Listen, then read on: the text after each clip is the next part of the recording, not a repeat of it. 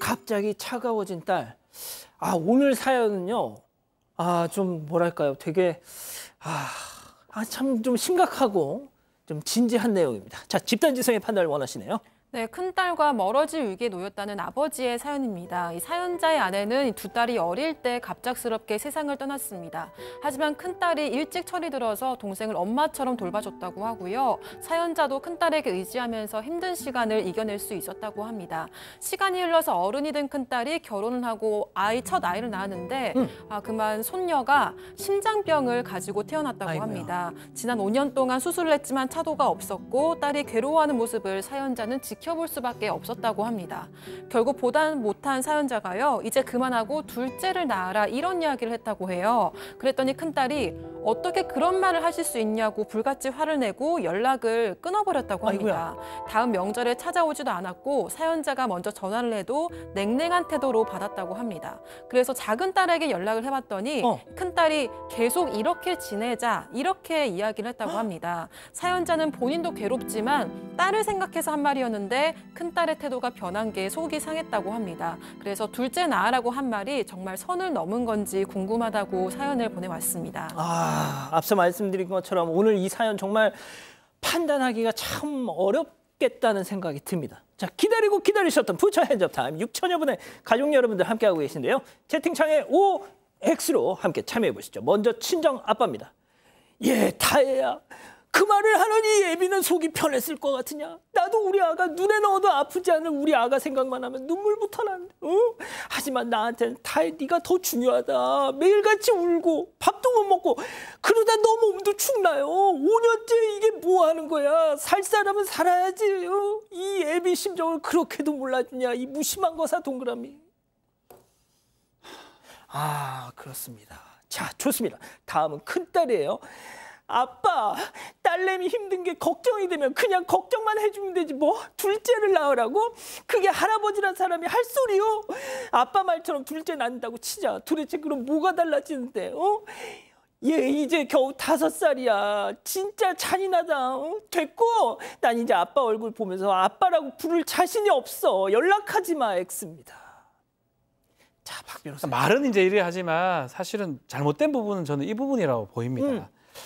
이제 그만하고 요 부분이거든요. 둘째 낳아라 부분은 사실은 뭐 그렇게 할 수도 있고 근데 그만하라는 게 아마 딸 입장에서는 이제는 정리하라고 받아들여질 가능성이 있거든요.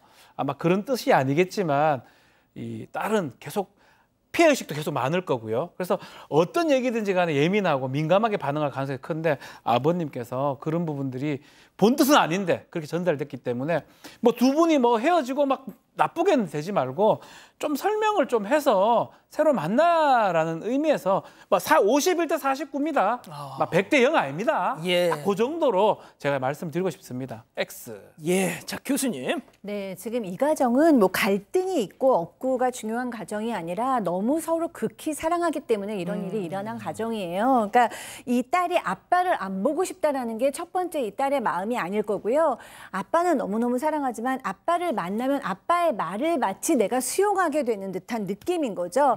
그리고 내 아이를 지키는 것을 포기하라는 얘기이기 때문에 그 말을 받아들일 수가 없고 또 아빠의 그 얘기를 또 들을 자신도 없는 거예요. 그래서 아빠를 미워하고 멀리하고 싶은 것이 아니라 지금 아이가 너무 소중하기 때문입니다. 그래서 아버님께서 아무리 따님을 사랑하셔서 그런 얘기를 하셨더라도 이 딸이 어렸을 때부터 동생도 거둔 딸이에요. 너무 속 깊은 그 딸이 자기 딸을 자기 자녀를 포기하겠습니까? 그래서 아버님께서 나는 우리 손녀가 가장 소중하다. 우리가 그 손녀를 어떻게든지 치료하자. 이 얘기를 해주시면 마음이 녹을 겁니다. 그리고 내가 너를 너무 생각해서 말에 실수를 한 것 같다라고 얘기해 주시면 더 좋을 것 같습니다.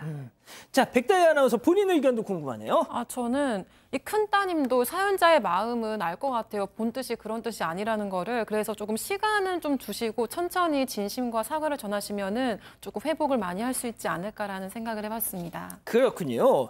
자, 양지열 변호사님, 아까 박지민 변호사님도 말씀하셨지만 이건 뭐 0대 100, 100대 0은 아니고요. 51대 49 같습니다.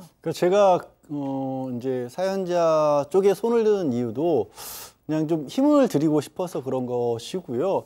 그리고 사실 저런 정도의 상황이면 어떤 말씀을 하셨더라도 그게 불이 붙어서, 그러니까 따님도 그냥 편한 마음이 전혀 아니잖아요. 그래서 이런 일로 번질 수 있기 때문에 그래서 이 말이 잘못됐다라고는 생각이 안 되는데, 다만 한 가지 말씀드린 것처럼 네. 어떤 말씀을 하셨더라도 그것 때문에 이렇게 또 터졌을 수도 있을 것 같습니다. 지금은 잘못하신 건 아니지만 시간이 좀 많이 필요할 것 같아요. 때로는 정말 5년이 될 수도 있고 10년이 될 수도 있을 것 같은데, 그냥 좀 강하게 마음을 잡수시고, 오히려 지금 뭐 설득을 한다거나 설명을 한다거나 이거는 오히려 좀 부적절할 것 같고요.